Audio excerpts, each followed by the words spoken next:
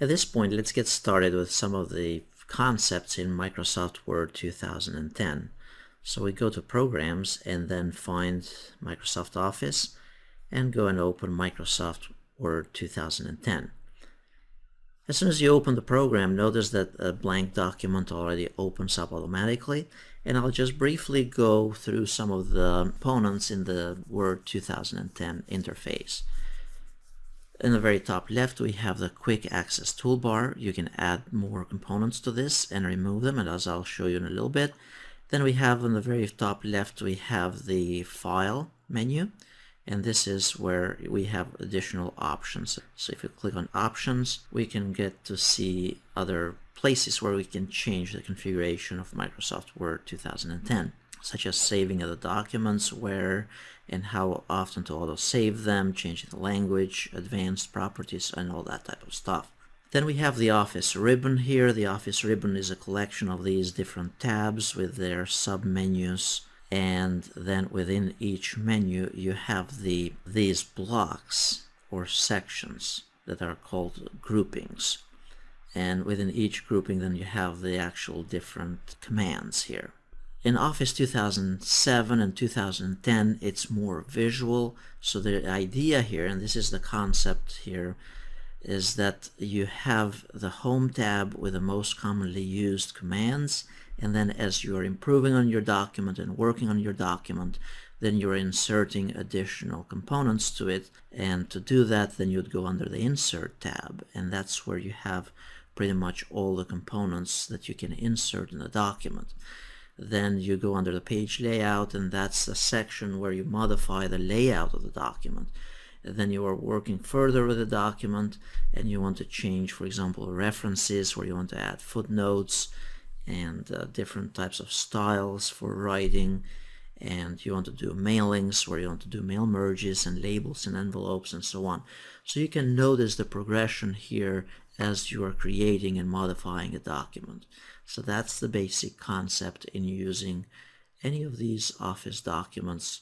You start with the Home tab, you look as to what the options are there, and then you ask yourself as to what you want to do and utilize. By the way, the best way to learn about the program, and as we are embarking in this discovery of the concepts here in Microsoft Office, the best way to learn is by really exploring and clicking away. Nothing is going to get broken. And just explore what you can do with the features in Microsoft Word and Office and other programs in Windows or whatever computer programs that you're using. Otherwise, you could spend hours and hours and still trying to figure things out. So the best way is just explore it. So you have the Office ribbon here with the different tools, and each section of the Office ribbon here, you have also this expanding arrow. If you were to click, for example, on this one under paragraph, it's going to give you a little window that gives you additional options that you can customize for that specific section. So if we wanted to change the indentation and so on, we could change it and from here. And this is very similar to the old way of doing things in the previous versions of Office, like prior to 2007. To show and hide the ruler, you'd click on this little icon on the top right. This will, the ruler, go away, and then click again on it and that will reveal it. Then we have the scroll bar here on the right hand side, and then on the bottom right you can zoom in and out in your document. Further to the left here in the bottom we have the different modes for viewing a document. So you have the print layout, the full screen reading, the web layout, outline, and draft. And then on the left hand side, far bottom left, we have the number of pages in the document, how many words are in the document, paragraphs and all that type of stuff, more statistics. And then you have also tools for spell checking. And so let's go ahead and hide the ruler at this point, and we are ready to type a document. So this is, as soon as we have opened Word here, at this point we can just start typing the document. I have a document that I have just copied and pasted from before, and I'm just going to utilize that because we'll assume now we know how to create a document. And if we had to save this document, let me do that as well at this point, just as a basic concept here. you'll click on File, choose Save, and then we'll save it as a Word document. Notice that you can change and save it to other formats as well from here. So if I wanted to just save it just as a Word document, click on Save. Notice we have the Save button on the top left under the Quick Access toolbar. If I wanted to create a blank new document, I'll click on File and then choose New and then choose Blank Document, and that will open a blank document. To reuse a document from before, I'll click on File and choose Open and then go and find my document. Those concepts might seem too easy, but you might be already familiar with them, but I just wanted to throw them in there because if we don't understand the starting point, then we can't go probably further. So at this point I have a document here, and I want to start changing it, modifying it. So to format this and make it different, I could select it and make it bold. Notice I have all these tools here under the font, so I want to change the font, make it italics, underlined, and all that stuff. But the nice feature in Office 2010 is that I can change also the font size by just tapping on this Grow Font icon. And I can make that larger or make it smaller. And then I can change here the indentation, whether I want this centered or aligned to the right or to the left. Again, the idea here is that you want to really play with this stuff, otherwise it will go on forever here. So notice you have the different, just hold the mouse on each icon and it will tell you as to what that icon does. So let's say we have Office 2010 and the components for Office 2010 are, and let's say we want to have this in bulleted list. We just start typing and then I choose here the bulleted list. Notice you can choose different types of bulleted lists or different types of bullets as well. You can have the square type or you can have the numbered types. So in Office 2010 we get Microsoft Office, Word, and OneNote.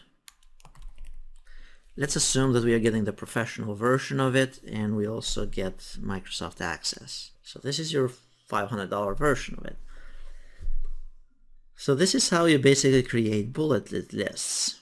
If I wanted to change those to a different type of listing, just click on the drop down here under the bulleted list. Note that one of the other features here is that you can actually select part of the text and you can actually alphabetize the text in a certain order. So if I wanted to put this alphabetically, this list, I can simply click on the drop down here, click OK, and now everything is alphabetized correctly and accordingly. A couple of little concepts as well for selecting text. So if you need to select something and modify it, of course you need to just highlight it and then just drag the mouse over it and select it. So to make any changes to it, you'll basically just need to highlight something first and then modify it however you want it. Another feature is to double click in front of it and that will select a whole section or a whole line. So actually clicking outside of it will select, clicking once will select a whole line or a component, and then double clicking will select the whole paragraph. So if I wanted to modify this whole paragraph, I could just double click outside of it and that will select the whole area. One other nice feature in Office 2010, and this was also available in 2007, is when you start typing stuff and you're selecting something, notice there is a quick toolbar that appears for you to format the text as you're typing it, as you are working.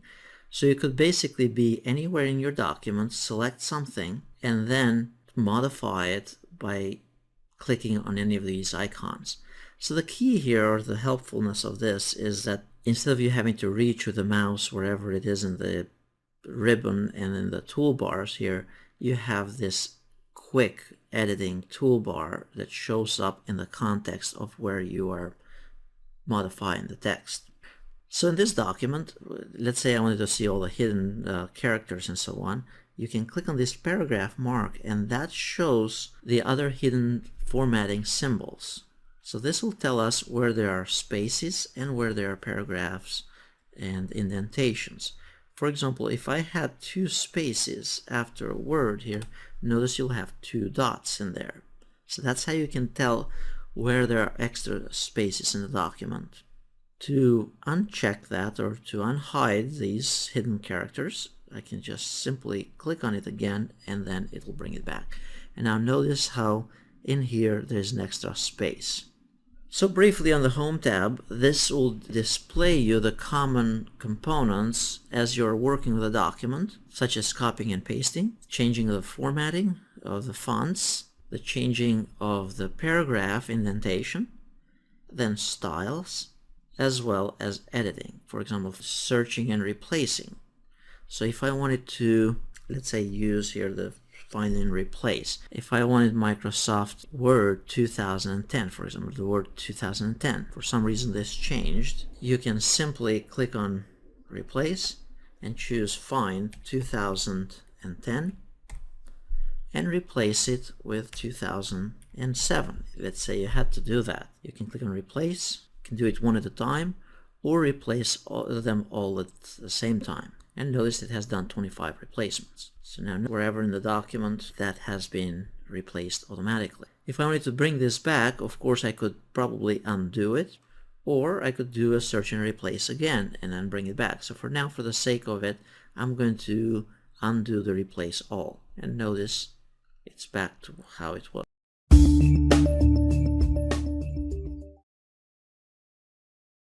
So using styles in Office 2010, at this point, if I wanted to format a certain section of the document here, I could take quite some time and make this look a certain way. So I could make this larger, make it underlined, and all that type of stuff, change the colors and so on. However, one of the nice features in Office 2010, and particularly in Word, is the use of styles. The styles can be used for formatting. So what we are doing here is we are using a pre-configured set of definition of components. For example, the font is a certain way, underlined and all that stuff, and we can apply that style throughout the document. For example, here we are going to apply a heading, or notice there's a drop down, by the way, and we want to put here a title style. Now this title style, it's a predefined style already in Word. However, you can actually go ahead and change and modify this style so you could reuse it according to your liking in the future. But let's say for now we like it the way it is. So you can go basically throughout your document and pick that title style, and it's going to apply it throughout your document. And then you can specify other styles like such as heading 1, heading 2, and so on. So notice under the drop down here under styles, we have one of the options here is heading 1.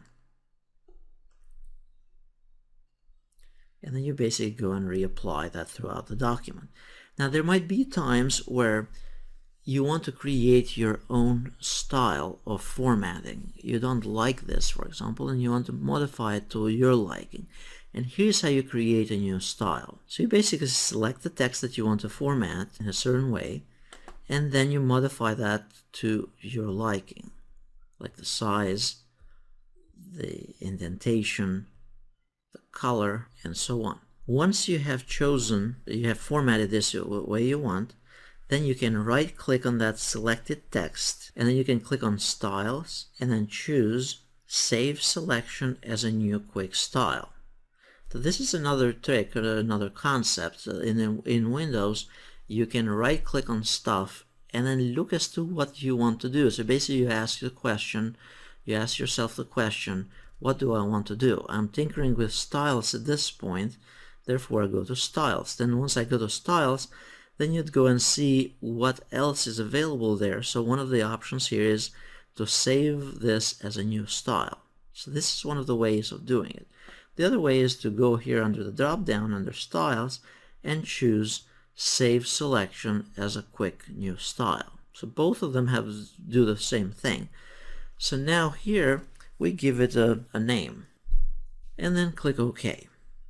Now once we created that style, notice it will show under the styles option. Now we can go elsewhere in our document and we can apply that specific style by simply selecting a section of the text and just click on the style that we just created earlier. So that's how you create a new style to your liking and apply it throughout your document. Notice the advantages here are that you're not wasting the time on redoing the same thing over and over again, plus you're not leaving elements out of this definition. Now, if for some reason you wanted to change this style, now you don't like, for example, the color here, or you don't like something about this style, instead of you having to go over the whole document and modify this over and over again and waste all that time, you can modify the style that you have applied throughout your document, and then the changes that are made to the style will be inherited throughout the document, or will be applied throughout the document. So if I right click on the style, and this is how you modify the style here, click on modify, then in here you can go and change the color. Say I want that to be blue. I can go and change the size of the text, change it so it's underlined, or let's say don't want underline, and you can change a whole lot of other functions here as well, such as the paragraphs, the tabs, the border, the frame, and all that type of stuff. And that's why I say that the best way to learn the program is to actually click on different things and see what it can do, because we can't take the time here, otherwise the video will be forever long. So click OK, and now notice that changed style has been applied to all the instances that I already had in the document. If I want to apply it again somewhere else in the document, I can simply go and apply it again. So that's how styles work. That's how you can create a new style, how you can apply it, and how you can modify an existing style.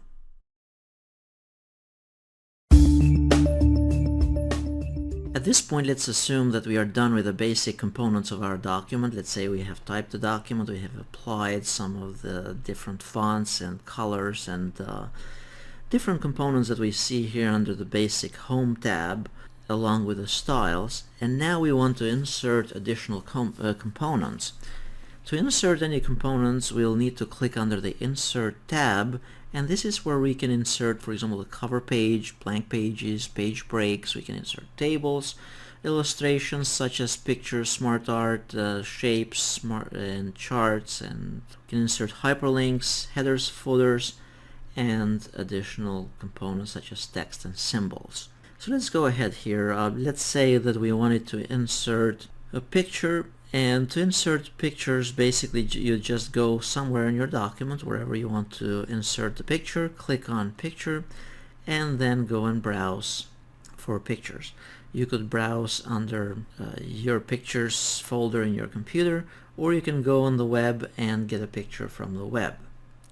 If you were to get a picture from the web, all you would have to do is you would right click, choose copy image, and assuming here that we are okay with copyright stuff for images, and then you'll go under your document and right click and choose paste or Control V. Once you paste the image, then you can click on the image itself, and notice there's a new tab that opens up. Now if you double click on the image, you'll see that this new tab will give you a whole new set of icons and options. These are what they are called the contextual tools in Office 2010. These are tools that are given to you in the context of what you're doing. So in this case, we are working with a picture. Therefore, we have all these picture tools. So we can change the background, we can change the color in this picture, recolor it, and adjust it. We can change the style, and notice here we are using styles for formatting pictures and changing pictures. So you can make this a little fancier by using a different style. And you don't have to be a graphics artist to do this. So I'll just pick something that is obvious here that we changed it, and then go back here to the picture formatting. You can add effects like three-dimensional stuff, And another nice component here, nice feature, is the position. This is the position, so you can tell Microsoft Word here where you want this picture, and it will place it in the top right, middle of the page on the left, or bottom right, and so on. To see this a little bit better, let me zoom it, and that's how it will display. So for now, let's say we want it on the middle left here. Zoom more into the document, and now at this point you also have what's called the text wrapping. The text wrapping is that if I move this somewhere in the document here, I can have that so that it's tight around the picture. So the text, notice the shape of my picture, it will wrap the text tightly around the picture. So that was under text wrapping, and then tight. Notice it's doing this angled texting or text here, which looks pretty decent.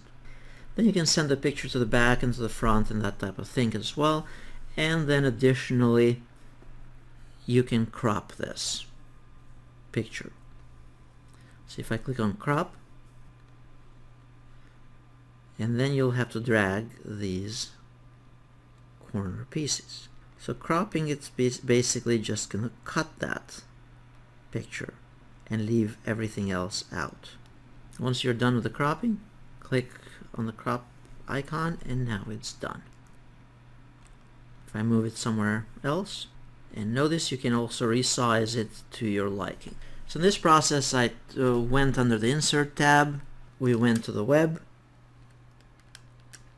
copied a picture, pasted it, and adjusted its properties. The same way here you can utilize, also you can insert clip art. So to insert clip art, you'll go somewhere in your document, and let's go to a new page here, and then search, for example, for a clip art image. It'll go to the web. You'll select the clip art that you want to download, click on it. Once it's downloaded, notice there's a new tab with contextual tools for pictures. We'll resize this, and then you can choose the text wrapping around it, which I'd recommend the tight text wrapping. And notice the clip art and the text aligning around the clip art. Additionally, you can insert shapes by simply clicking on shapes, pick what you want, and the difference with shapes is that you have to draw it on the screen how big you want that specific shape. So you click on it, and then notice now we have the contextual tools for the shapes, so you can apply a different style for this shape, and then you can pretty much tinker with it to your liking here. Again, the text wrapping, it's kind of important as well. I'll choose tight, and then notice that this arrow, let's say I don't want it this direction, you can choose to spin this around by simply clicking on this green button right here, green circle. At this point, let's learn how to insert a table in Microsoft Word. So to insert a table, just decode basically your own words. You click on the Insert, and then you go under Table. There are a couple ways of inserting tables. You can either select how many columns and rows by holding down the mouse on your screen, or the second way to do it is click on Insert, under Table, and then we have this Quick Tables or a spreadsheet, or by clicking on Insert Table. This will give us a dialog box. It will ask us how many columns and how many rows do we want, and other properties about it as well. So a couple ways of doing it. Notice, depending on which way you like to create it, doesn't matter really. Once the table has been inserted, notice that there are two new tabs that have been added to your program. There is a Design tab with components about designing your table, and then the Layout tab, such as the layout of the table, where you can insert new rows, new columns, how to split them, how to indent the text within the cells, how to sort them, and all that type of stuff. Notice that under the Design tab, one of the nice features here is that you can pick one of the designs automatically, and instead of you wasting time on choosing colors and all that type of stuff, you can apply an existing design from the styles for tables, depending on what your table looks like and what your favorite design is. So at this point, all you need to do is just insert the text and you're good to go. Keep in mind that if you're also calculating stuff, you might want to have the total row enabled. You can have also last column as well, and things like that. If you wanted to insert a new row, for example in this table, you can do it by either going under the Layout tab and click on Insert Row Below or Above, or always, and this is the concept that I'd like to give, is that you can right click at any point in your component, whatever you're doing, then choose Insert and then see what you can do from there. Because sometimes you may not be able to find in the next release of Office, for example, it's not going to be, this tab is not going to be there. But if you right click, that option will most likely be there, and that's how you can figure out how to do this. So that's briefly how you create tables. You'd probably say, how can I learn more about this? And the best way, again, is to really enter some text here and tinker with different components here, like the text direction, the centering of the text, where you want to align the text, and things of that nature. Sometimes in a document you might want to insert page break. The page break function basically allows you so that certain text always is on the top of a new page. For example, if I added more text in this area, this display important information section, it always ends up being kind of down in the page, further down in the page. But if I want this to be always at the beginning of a new page, what you'd insert is the page break. So if I click on page break here, notice display information will always be in the beginning of the new page. Basically, we are making sure that a certain section shows up on the top of a new page. No matter how much text we add before, it's going to show up always in a new page. Because right now, if I were to insert text in here, it will not show up in the top of a new page. If I do the control, the page break, so you click right where you want it, the page break, click on under insert page break, and then from here, as we insert more text, this always stays at the top of a new page. So that's the page break function. One of the cool tools in Office 2010 is the use of Smart Art. It is a powerful feature, and you can enable it and utilize it by going to Insert and then Smart Art. Smart Art expresses or allows us to utilize a graphic to visually communicate information. Smart Art graphics range from graphical lists to processes and diagrams to organizational charts. So for example, let's say that if we wanted to, traditionally what we'd do to define, for example, the process of continuous improvement on quality standards, we'd probably have these terms: define, analyze, solve, implement, and review. And we'll just write them down in our document. However, with Office 2010, and this was also available in 2007, you can utilize Smart Art, and you basically just click on Smart Art, and then you choose one of those diagrams from here. So in our case, probably process here or a cycle would probably work best. So we can pick any of those at this point and then click OK. Now notice we have this option here on the left where you can type the text. So if we wanted to put those words in there, we could say define. It's the first one. And then, so basically just typing the text. We can close this, by the way, to show it and hide it. It's basically this little icon or little triangle here. And notice this is much more visual, much easier and better to use. So now, once we have the Smart Art graphic here, by the way, you could remove something, you could add something, and it gets it readjusts automatically. So if I wanted to delete one of those, it resizes automatically. or if I want to add it again, then it readjusts everything. Notice that the contextual tools again are available for this. So as soon as we click on the Smart Art, we have two tabs here. We have the Design tab and the Format tab. Under the Design tab, we can change the colors for this design, make it more colorful. You can choose different styles for this design as well by choosing one of those styles from here. And if you do not like this design, this layout, you can pick a different one from here. And notice it adjusts automatically. So this is a better visual representation. Rather than having a bunch of text on your document, you'd have a graphic to illustrate the concept, and it's more meaningful.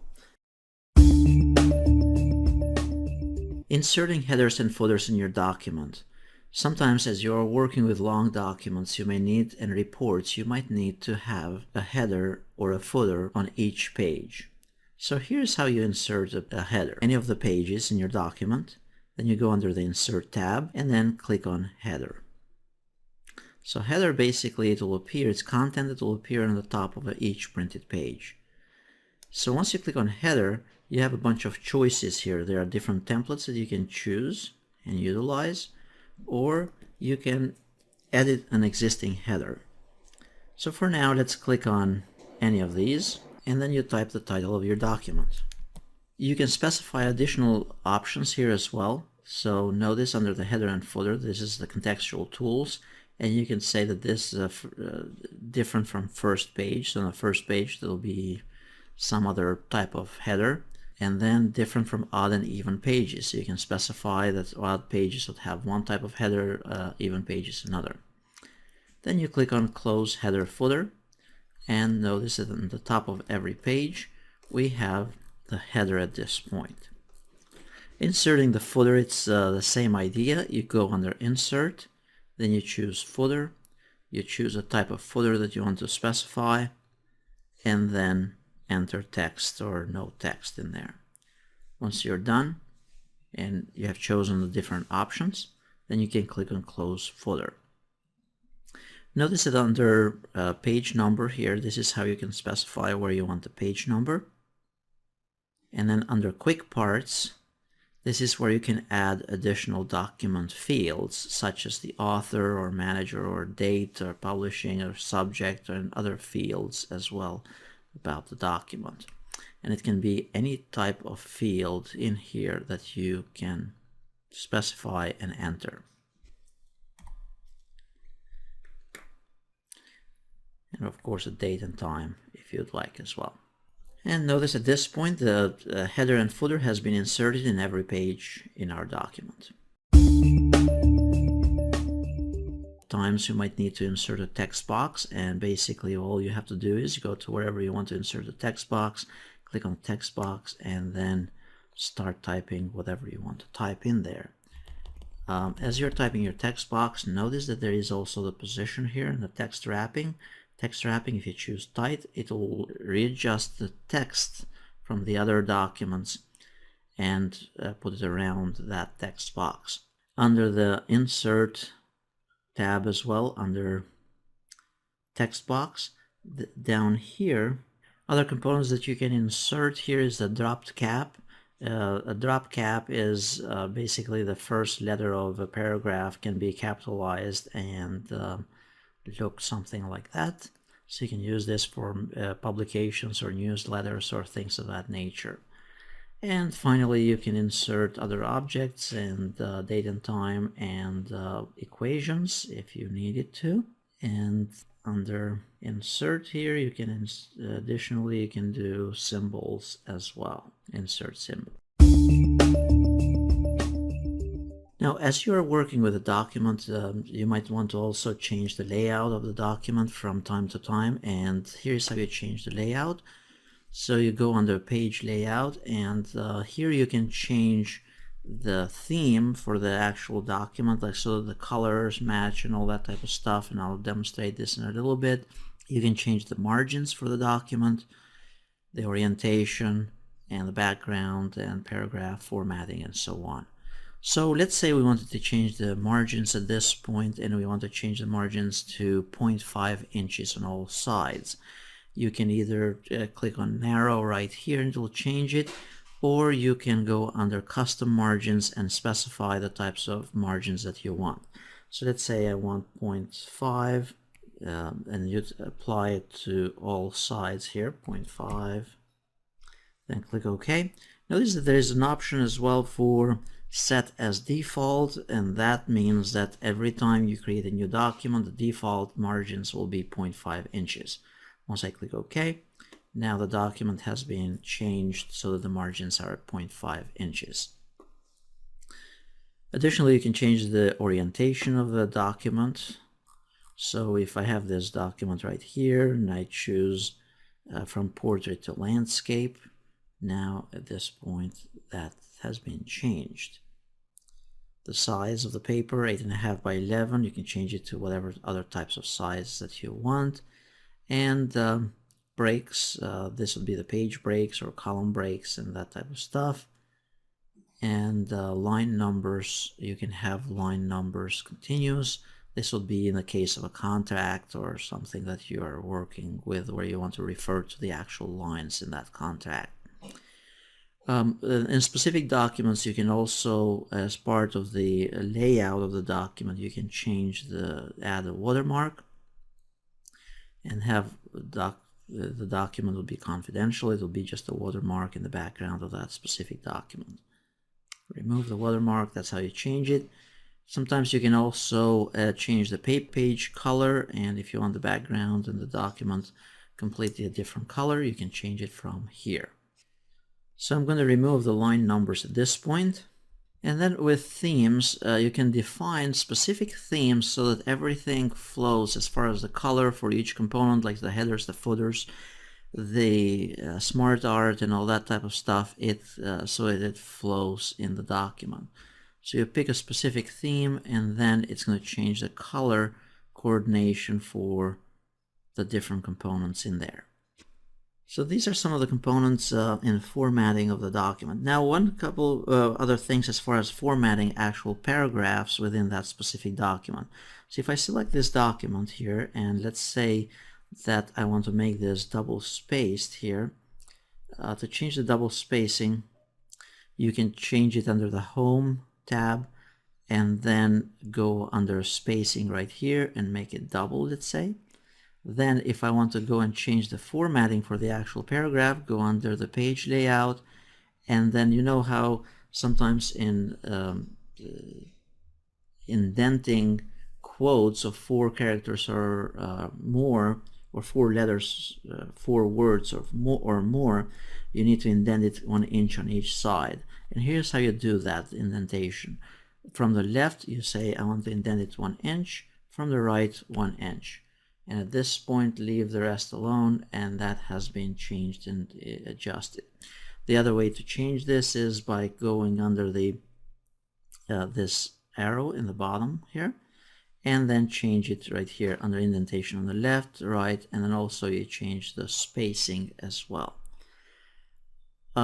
Sometimes you might want that first line to be hanging in the case of bibliography or works cited, where the first line is hanging more to the left, and this is where you change it. Under special, you could say that I want it hanging by 0.5 inches or 1 inch. So if you say, type there 1 inch, click OK. So we want that hanging, not the first line. Click OK. Now the first line is indented to the left. Of course, this would be, again, in the case of works cited. For indenting paragraphs, you just want it as normal. That's for citation. To create a table of contents in Microsoft Word, it's important to understand the use of styles. And under the styles, you'll be utilizing heading 1 style, heading 2, and any of those heading styles throughout the document. And once you have specified in the document a specific style, then the table of contents can be generated.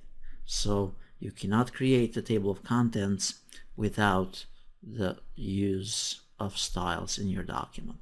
So the first thing to do is to go throughout our document and specify the styles. So in our case here, we're going to pick this section and we're going to label this, or we're going to apply heading number 1 style. Then we're going to go in this other section and we're going to use heading number 2. In here, we're going to use, let's say, heading number 1, heading number 1, heading number 2. Again, the organization or the application of the styles here depends on the logical arrangement and layout of your document.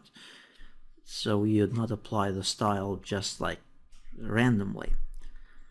So we'll go through and apply more of those heading styles. If you want to apply heading number 3 or heading number 4 or heading number 5, notice that it does not display heading number 6 until heading number 5 has been applied somewhere. So that's another key component or key idea concept to keep in mind here. So let's assume at this point that we have gone throughout the whole document and applied the styles. Now, one other thing to keep in mind as well, that if you do not like the layout of these styles, heading 1, heading 2, you can always right click on the style here, choose modify, and then adjust it to however you'd like it to be. So let's say if I want it in red, if I want it italics, and if I want it in size 18, it will go ahead and apply it, and it should have applied it throughout our document. So now that we have applied heading 1, heading 2, heading 3, and so on styles, now we are ready to insert the table of contents. So to insert the table of contents, usually you could do it at the very top of the document or at the very end of the document. Depends on how you are preparing your report. You go under wherever in the document here, hit enter a couple times, or you could have it as a blank page, where you could go under insert and then choose blank page here, and then you'd have it right here, let's say. Now we go under references and then choose table of contents. Under table of contents, you pick one of those layouts, one of those designs. So for the sake of simplicity, we are going to click on the first one, and notice the table of contents at this point has been updated. Notice on the right hand side, it's the pages and so on. As you go to your document and apply or make changes to it, for example, this graphic was not supposed to be there, so that is under Analyze, Implement, and Review. As you go and make changes to it, then you can come back, and let's say I'm going to adjust this to be heading number 3.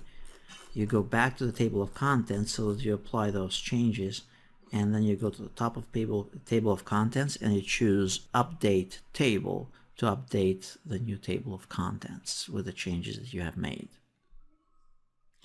You choose update the entire table and it will rebuild the table from the beginning. So that's how you create a table of contents in Microsoft Word. Now let's go ahead and insert footnotes and endnotes. So to insert, let's say I want to have in here, or somewhere in here, I want to add a footnote. You click on references and you choose insert footnote. Once you click on insert footnote, it will display right here, and unfortunately right now, because of the image here in the way, it's not very visible. But let's try it again in another location here. We click on insert footnote, and then you put your notes that you want to apply to this document or to this footnote. Endnotes work the same way. So if you wanted to insert endnotes, you just click on insert endnotes, and the endnotes, it will be a list of explanations or notes added at the very end of your document or your project. Sometimes this is used in papers. At this point, I'm going to go briefly over citations and bibliography. In Word 2010, there's a feature where you can utilize Word to keep track of your citations and generate a bibliography or a works cited page automatically. The way it works is that as you are doing research, as you're typing your paper, you can go throughout your document and you can enter your sources. And then when you're done with your report, then you can create a document or a page in the very end with all your references. You go and first pick the style that you're using. So if you're doing undergraduate work, you'll need to choose the MLA style. And then once you have picked the style, you select the text that you're going to cite, and then you click on Insert Citation. So then you click on Add Source, and then you specify as to what your source is. So if it is a website, these are the fields that you need to fill in to document and to cite this source correctly. If it is a book, you change it to book, and notice how there are different fields that you'd fill in. And if it is, let's say, a journal article, notice it gives you the new set of fields. And then if it's, let's say, from a conference, how do you know how to cite an article from a conference?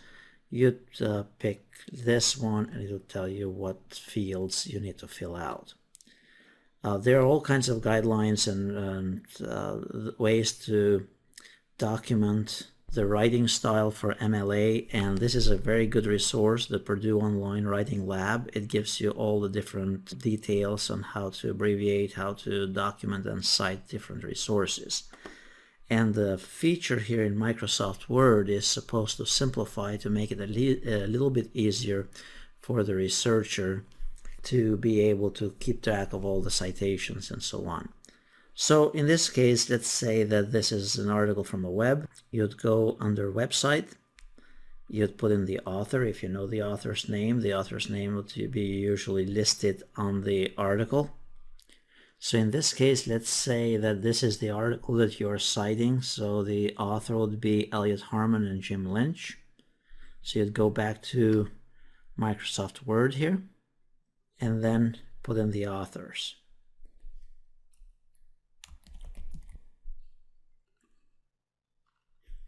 And then we add the second author, and then click OK.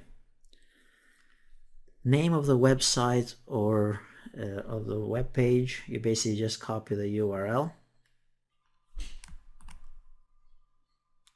The year, this is the year when the article was published. The month. Now you also need to document when you accessed it, and then click OK. So basically you're taking the details here from the article and then stating also the day when you access this article. So now we click OK, and this has been cited. You'd say, why would I want to do this long way like this? The reason is because the system will actually keep track of all these citations, and you can it will generate a table of contents eventually, and also it will create the works cited or bibliography page, and also it will allow you to reuse those resources if you're writing and citing the same source again. So now we go somewhere else in our document, and let's say we are going to cite this section here, and let's assume this is from another book, and then we click on Insert Citation, Add New Source, and then we're going to say this is a book. Under the book, we give the name, add the author's name, then the title, the year when it was published, city, publisher, and then click OK. So at this point we have the publishing date for Sims. Now in MLA you also need to put in the page number of that book. So put pages 55 through 57, then click OK. And that is cited correctly according to the MLA format. So again, the way that I did that was by clicking on this down arrow and choose Edit Citation and then put the pages. Now at this point, let's assume these are the only two sources that we are going to have in our document. Then we go to the very end of our research paper, and then we add a new page here. So we go under Insert, Blank Page, or Page Break. Page Break would probably be best. and then we go under references, and then we choose bibliography, and then choose either bibliography or works cited depending on what research you are doing. Then click on works cited, and notice that the sources have been correctly cited. Now, if you were to add another source here, or another book or another something else, then you can just simply click on add source, click OK, and then if you go back to the very bottom here under works cited, and then click on update citations and bibliography, that'll add that new record to the works cited and then sort them correctly and all that type of stuff. If you wanted to manage the resources or those sources that you are citing, you click on manage sources, and these are the ones that are in this computer at this point. Those on the right hand side, those are the ones that are being used in this research paper. So that's what the advantage of using the source manager is, that you can have those stored for the future for other papers and other research projects, and you don't have to re-enter all that information all over again. So it's a great tool to use in research. It makes it somewhat easy to know and to cite those sources properly, making sure what needs to be italicized, what data needs to be entered, and all that type of stuff. Now, a couple of things before we finish here with Microsoft Word 2010. There are a couple of things under the Review tab. It's assumed at this point that we are toward the end of our research or our report that we are preparing here in Microsoft Word. And now, finally, we need to check the spelling, do some additional word selection, and then probably insert some comments and things of that nature. We need to first go under the Review tab, and then we click under Spelling and Grammar. So once we go under Spelling and Grammar, then we go and go throughout the whole document. We check the grammar, make the appropriate corrections. Once we are done with the Spelling and Grammar, then we can also use, and this is another feature that you can use very easily, use the Research option. And the Research option, it's actually pretty good that you can select a word, right click on the word, and then choose either synonyms for that word. So you'd basically be finding the appropriate word. Instead of asking somebody next to you what's another word for this, you'd simply right click on it, choose synonyms, and then select the right word here. The next thing is you could look up a word. So you can look up a word by clicking on the Research tab up here, and that will give us a search window. And that will pick up the thesaurus and give us the meanings of this specific word. Other tools that you can use are inserting comments, and this you can even right click on it, choose Add to Quick Access Toolbar, and if you are using this quite often, then it's always accessible from the Quick Access Toolbar here.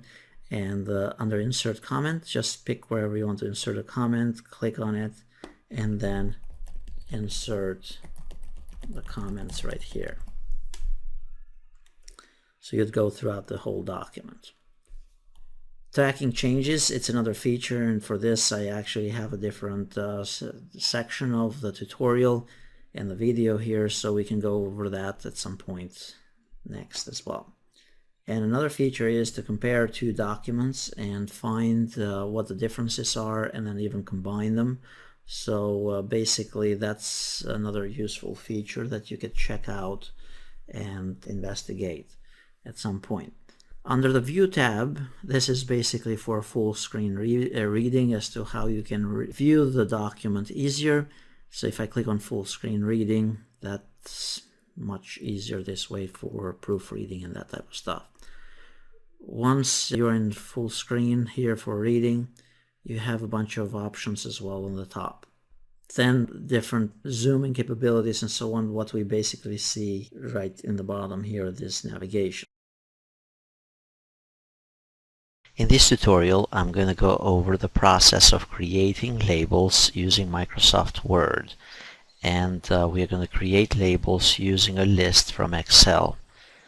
So let's assume that in Excel we have a file very similar to this. We have a file on the first row with the first name of the customer, last name, telephone number, street address, city, etc. And we have a lot of customers. So what we want to do is we want to create labels in Microsoft Word, for example Avery 5162 or any type of label out there. So the process to do that is basically we need to have the Excel file with the names, and then we need to have the word processor, in this case Microsoft Word 2010. The process is the same for Office 2007 as well.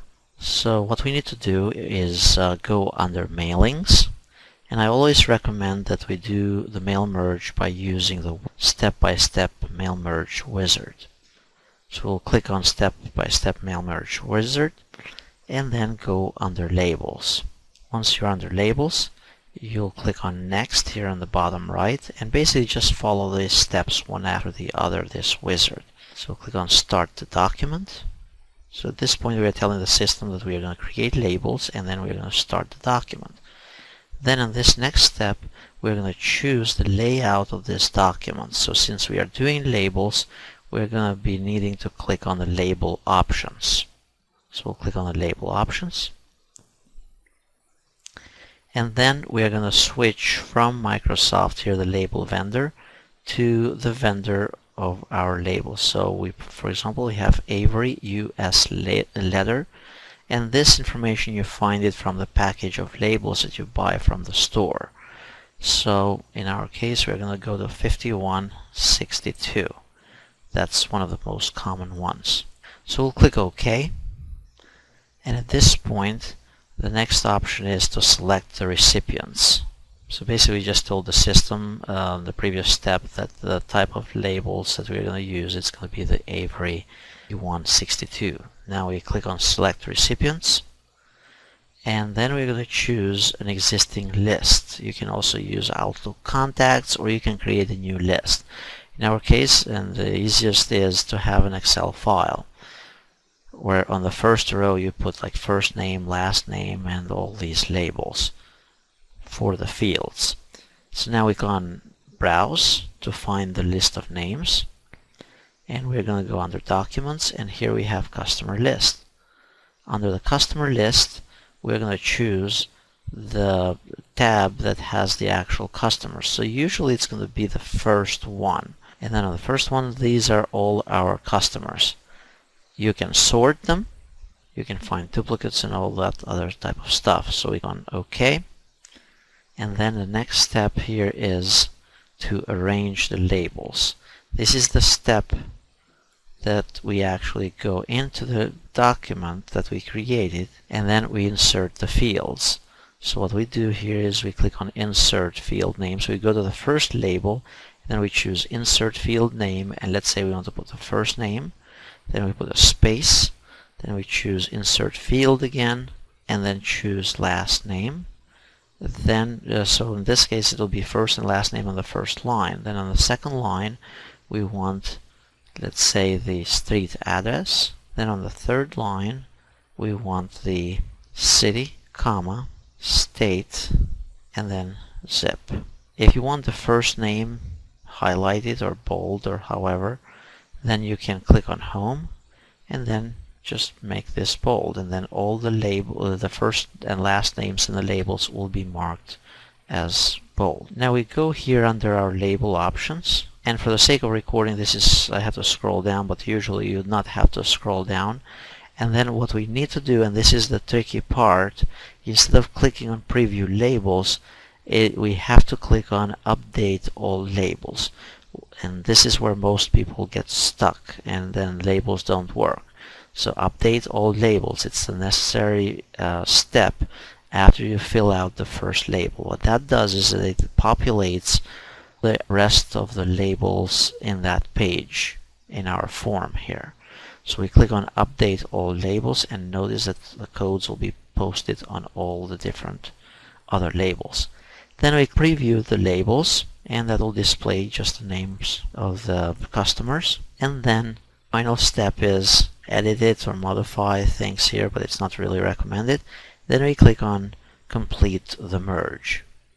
This is the step that is going to link the labels that we created, or the form of the labels that we created, with that Excel file or the data. Now you could either print, and then it will print on the printer with your labels, or I would choose edit individual labels. In this case, you get to kind of preview the labels first before you actually waste the paper. So we edit individual labels, OK, and notice that our labels have been created. And all we have to do is put a stack of them in the printer and print them out. So that's it. This is how you create labels.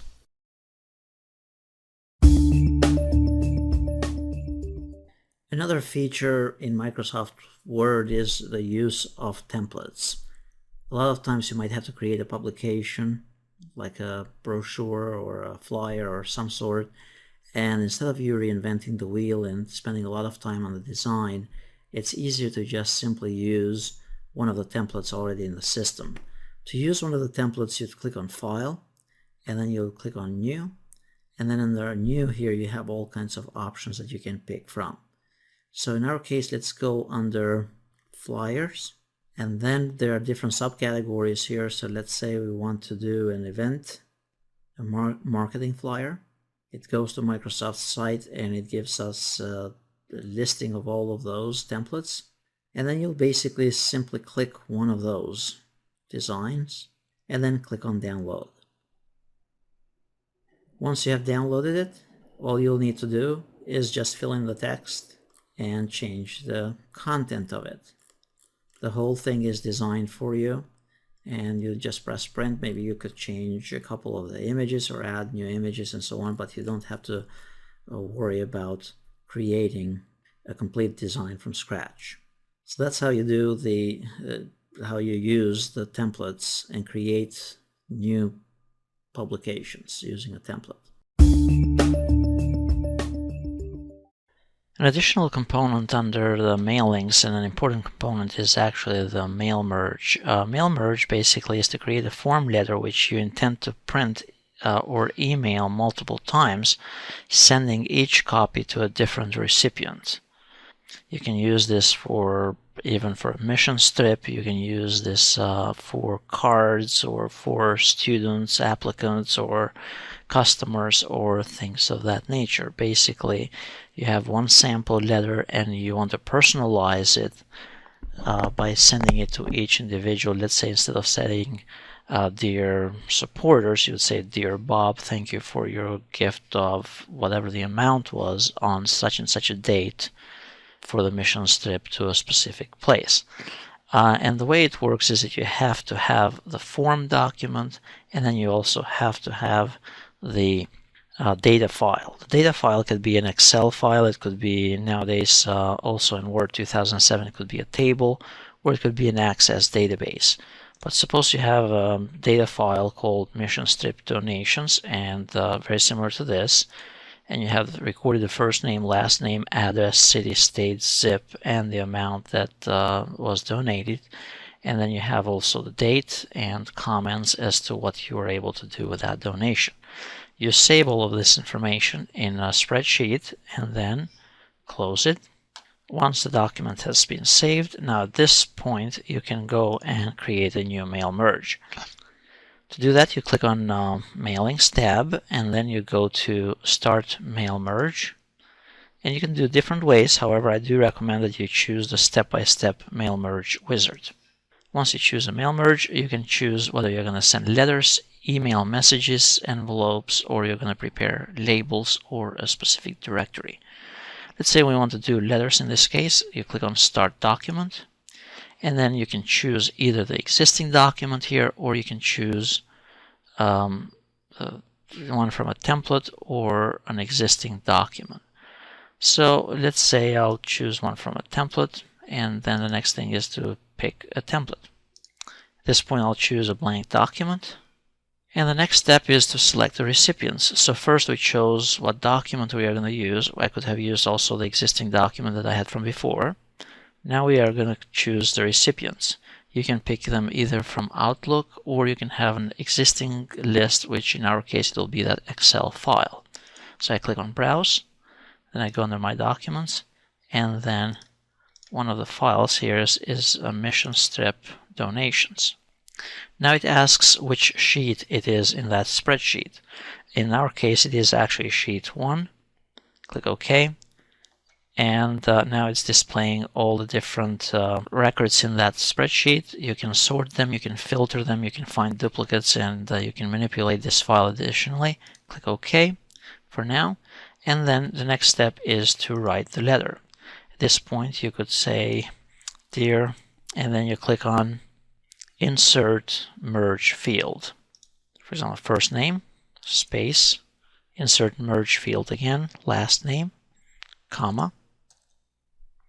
Thank you for your donation on, and then you can put the date, have the computer put in the date, and the amount of, put a $sign,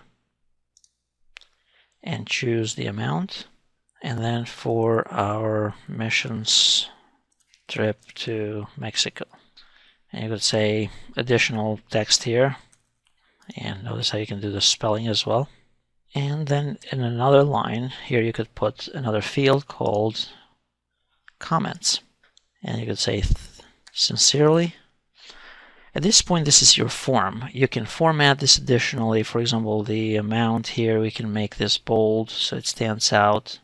And now we go to home here, and then we can make the comments as well. And now we go back to mailings. You can insert additional fields and so on. At this point, technically, you can actually save this file as a form, and then anytime in the future you want to run this mail merge again, you'll actually be able to just run it without having to go through all of these steps again.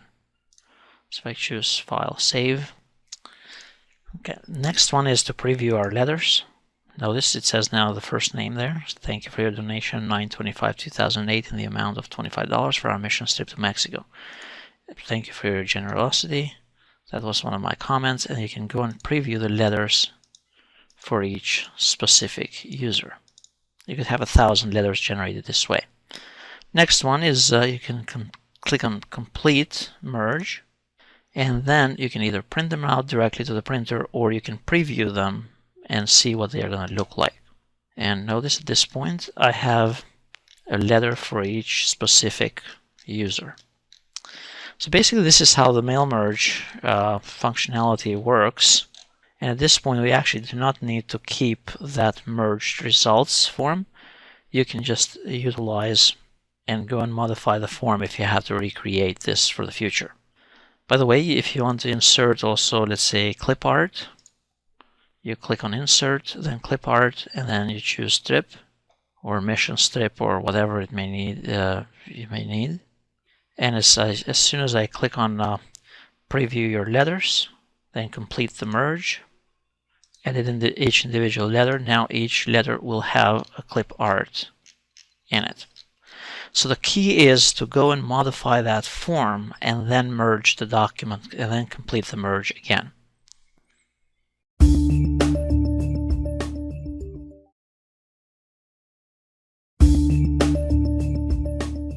One other feature in Word is, and in any word processing program, is being able to create columns within a document, and the columns could be for the whole document or for a specific page. So we're going to first learn how to create columns for the whole document. So let's say this is our document, and at this point, from this point on, we want to create columns. Now this, if you're to think about it, it's something that has to do with the layout of the document. So the concept here is that try to decode your own words, and we need to figure out and go to something that has to do with the layout of the document. So we go under Page Layout, and in here we'll look around in the options for that specific function. So now here we see columns, and you can either choose automatically 2 columns, and that'll change it right away, for the whole document, or we can go back and undo this, and let's say we go under columns and then choose more columns, more column options basically. And then in here we say we want 2 columns and we want a line in between, let's say, and then we want to apply this to this point forward. That means from this page, from this point wherever we click last on the document to the end of it. Then we click OK, and at this point the document has been created with columns for the rest of the document from where we clicked last. Another thing that you might want to do at some point is that let's say you want only a section of it in a column format. So to do that, you just select whatever section you want and then click on columns, more columns, then go and change it to 2 of them. And then if you want a line in between, you can do the line, and then you say it's going to apply it only to the selected text. Then you click OK, and at this point, so we select the text that we want in columns, more, 2, OK, and there they are. So the text before and the text after, it is regularly formatted. In this video tutorial, I'm going to cover one of the most powerful features of Word 2010, tracking changes. Tracking changes allows users to collaborate together in editing a document. By the way, the same procedure works for Word 2007. Before we get started, if you'd like to view this video with better quality, please click on the little gear in the bottom and change the quality to 720p or HD, and then also choose to maximize the window by clicking on the square on the bottom right. So let's get started. Basically, tracking changes in Word 2010, usually this is an option that you can enable by going to Review, and then it's under this section for tracking. So here is our scenario. Suppose we have a document that we are working together, a proposal or a memo or some kind of document that a group of individuals need to work together and edit and come up with a final version of it. Using Word 2007, you can save all these changes to the document and each individual make changes to it, and then finally, or the team leader can go and confirm and accept all the changes in the document and then submit it. So here's how it's done. We go from the Home tab to the Review tab, and then Tracking Changes is under this section for tracking. The first thing that we need to do is on the drop down here under Track Changes, and then we want to change the username. So we go and set it to your name and then your initials. Additionally, if you click on Track Changes, you can go also and see the change tracking options. And basically what it's saying here is that for any insertions, there will be a color determined by the author, whoever the author is. So the way it works is basically you have multiple people working on the same document. Each will have a specific color, and then the changes will be identified. For anything inserted, it will be their color. Same thing for deletions, and then for any comments. Additionally, it's going to track formatting and other options, as you can see from this page. So we'll click OK here, and then we are going to click on Track Changes. We can go and make changes to this document. Let's say I want to make this format this differently, make that bold, and we go and add additional line. Notice it's going to be underlined, and then supposedly I want to also add here another section and call this Issues.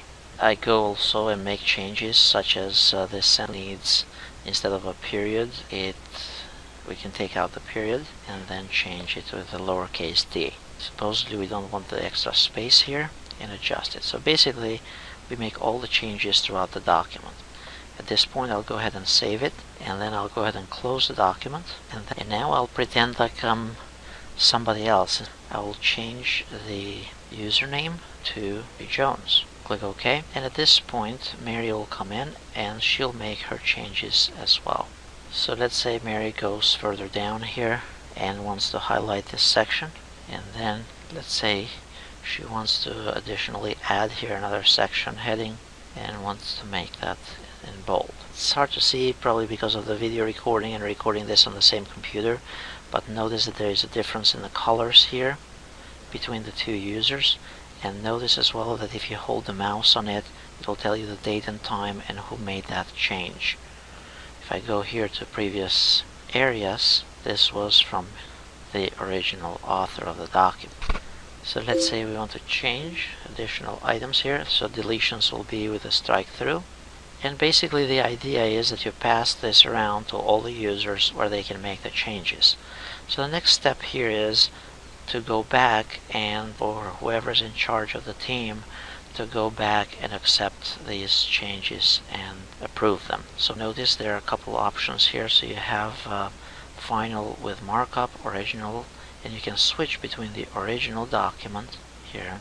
This is what the original was. You can change it to original with markup or final markup. It's important that you never send the document in this state, even though you may choose final here, and it may seem that all the changes were applied to the document.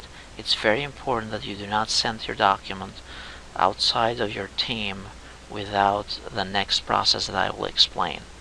Otherwise, somebody can simply click on final show markup and they can see all the comments that you have made in that specific document. Let's see how we can proceed to accept all of these changes. Let's assume that the team leader is finalizing this document, and let's assume that Hubert is the new team leader. So we click on change username, and I'm verifying that we have Hubert.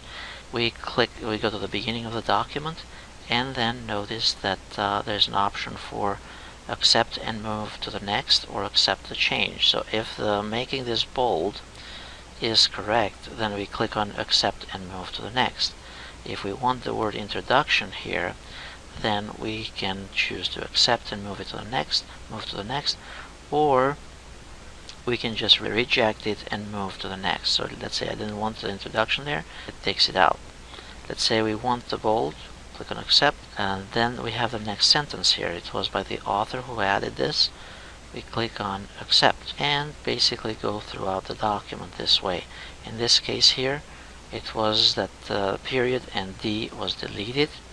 Click on accept. Then notice here there is needed a space. I guess we can make the change at this point and accept that change. And we basically go throughout the document and accept all these changes if they are applicable. The strike through here, it was for deleting a section of it. So if we want it to be deleted, we accept it and it's gone. All the changes have been applied to this document, and let's say that we are good to go. We click on save and then uncheck the track changes. In this case, this is finalized. However, one last thing that I'd recommend for any documents that you send out, especially out of PBU, is that you double check the documents for any personal information. And this is the way that you double check it. You click on File and then click on Prepare for Sharing. So basically what this is, if you're sending this document out, it goes and checks for personal information within the file. Click on Check for Issues, Inspect Document, and then we say yes. And then we'll check for any comments, revisions, annotations, and so on. Document properties such as personal information, XML data, headers and footers. You might want to leave them there if you have headers and footers. And then visible content and hidden other things. We inspect it. It's going to come back and it's going to tell us that there is custom XML data found.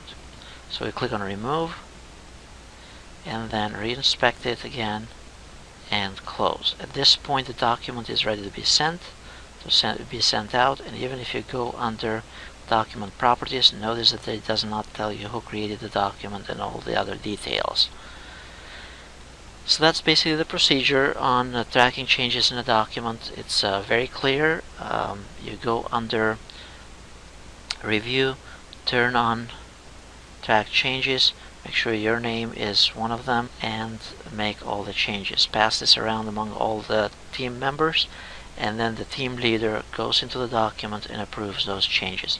Again, make sure you do not send the document out without inspecting it and applying, accepting or rejecting the changes, because you don't want the users, the recipients on the other end, the public, to know what the comments were while you're preparing this document. If you have any questions, please feel free to contact me, and otherwise feel free to check the other or subscribe to this channel for any new videos that may become available in the next few weeks and months.